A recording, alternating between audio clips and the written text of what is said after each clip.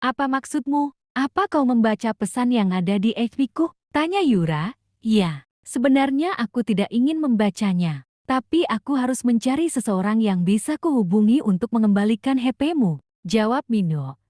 Dasar kau tidak sopan, ucap Yura. Ayolah, aku tidak membaca semuanya. Hanya bagian dia bilang dia udah bosan denganmu. Ucap Minho tanpa rasa bersalah. Yura semakin marah. Dia lanjut berkata, asal kau tahu, aku yang memutuskan hubungan lebih dulu. Oke, jawab Minho, kalau begitu kau tidak punya alasan untuk menolak. Ayolah, aku tidak akan melanggar batas. Aku hanya akan memperkenalkanmu pada orang tuaku. Setelah meyakinkan mereka, kau boleh mengambil uangmu dan HP-mu. Bagaimana? Minho bertanya. Yura terdiam sejenak.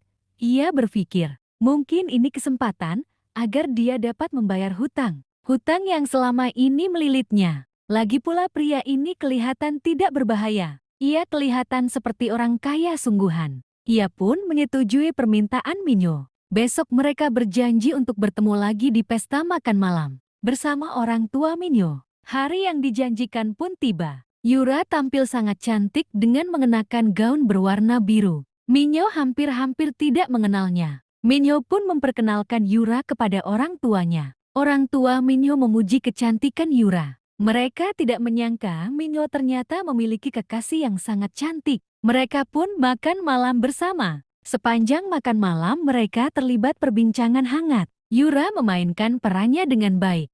Ia berhasil merebut hati kedua orang tuanya. Minho pun takjub dibuatnya.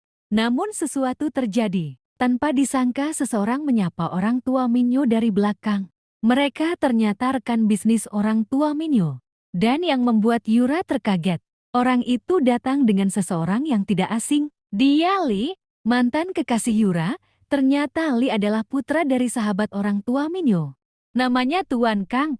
Oh, kenapa dunia sangat sempit? Bisik Yura dalam hati. Sementara itu Minho hanya tersenyum. Benar apa yang dia bilang kemarin. Lee tampak tidak suka melihat kebersamaan Yura dan Minho. Minho malah sengaja mendekatkan kursinya ke arah Yura. Lalu Tuan Kang berkata, wah, Minho kau sangat beruntung. Istrimu sangat cantik. Minho menjawab, bukan paman, dia kekasihku. Kami belum menikah. Lalu orang tua Minho menimpali, wah, Kang, kau benar-benar brilian. Kau baru saja memberiku ide. Memang mereka sangat cocok. Sepertinya kita harus segera melangsungkan pernikahan. Aku tidak ingin kehilangan kesempatan untuk memiliki menantu secantik ini. Ucap Ibu Minho.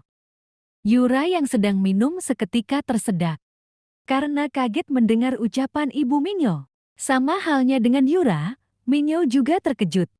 Dia lantas bilang pada ibunya bahwa mereka butuh waktu untuk saling mengenal. Namun Ibu Minho menyangkal. Ia bilang, justru aku khawatir jika Yura terlalu mengenalmu. Justru Yura akan meninggalkanmu. Kau kan menyebalkan, sama seperti ayahmu. Sebab itu kau sebaiknya menikah sebelum Yura berubah pikiran. Yura menatap Minho. Bukan begini seharusnya Minho. Ucap Yura dalam hati. Minho menarik nafas. Ia kebingungan.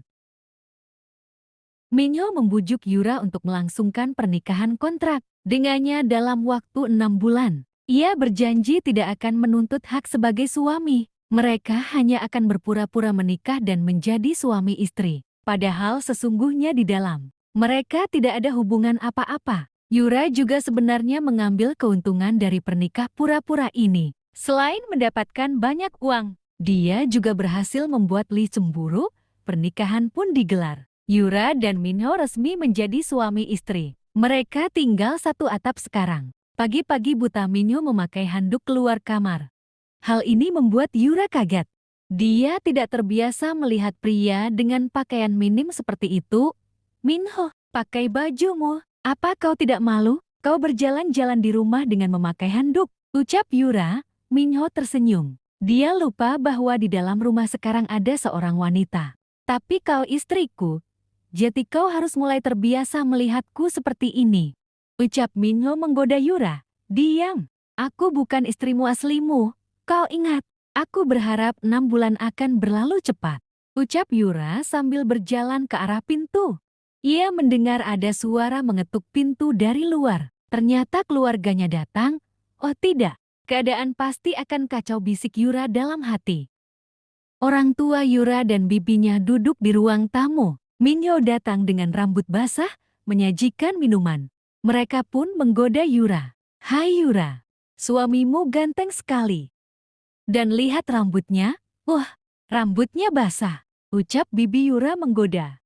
Yura tersipu malu. Keluarga Yura hanya singgah sebentar, mereka pun meninggalkan rumah Minyo dan Yura. Hari demi hari berlalu, Yura dan Minyo banyak menghabiskan waktu bersama. Mereka makan malam, menonton, dan memasak bersama. Yura merasa mulai cocok dengan Minyo. Begitu pula dengan Minyo. Mereka mulai merasa saling cocok satu sama lain. Hingga suatu hari orang tua Minyo datang ke rumah Minyo. Mereka bertanya kebenaran kabar tentang hubungan Minyo dan Yura. Hanyalah pernikahan kontrak. Entah dari mana orang tua Minyo mendapatkan kabar tersebut. Namun Minyo curiga orang tuanya mendapat kabar itu dari Lee. Karena Lee tahu, Yura baru saja putus dengannya. Dan tidak mungkin memiliki hubungan dengan Minyo secepat itu. Minyo menjawab, "Iya ibu, awalnya kami memang tidak saling mencintai.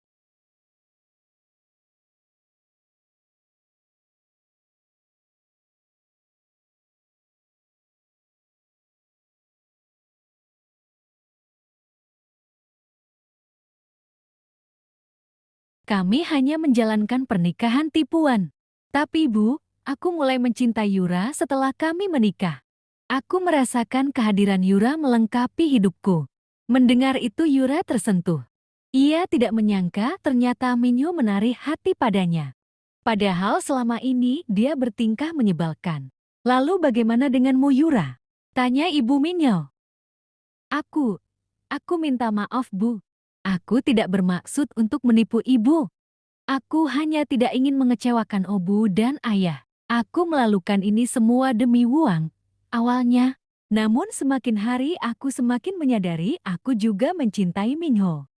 Aku menyayanginya sepenuh hatiku dengan tulus. Bahkan untuk semua uang yang telah ia berikan padaku, aku masih menyimpannya. Dan aku akan mengembalikan semua itu pada Minho. Akhirnya mereka pun menjadi suami istri sesungguhnya dengan restu orang tua Minyo.